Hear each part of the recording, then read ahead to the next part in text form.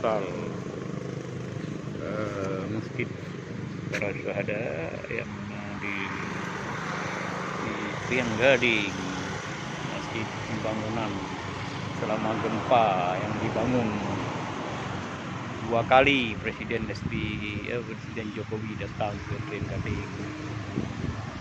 Lahirnya Masjid Krian Gading, Masjid Takaruf Krian Gading, begitu indah. Maka inilah Masjid Krian Gading, Masjid Takaruf Krian Gading yang dibangun selama Pidijaya gempa.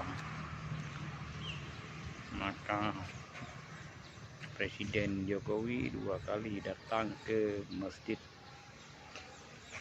Takaruf Krian Gading, maka hancur total. Maka dibangunlah masjid yang baru oleh Presiden Jokowi, ya, yang di pinggir jalan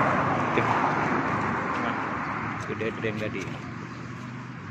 Ya, inilah yang namanya Masjid Takaruf. Ya, Masjid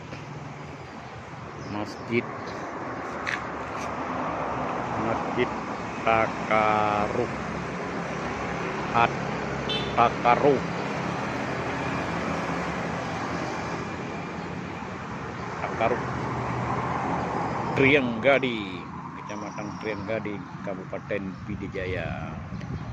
Hanya masjid yang indah dan meyakinkan. Ini bangunnya Masjid Krian Gading.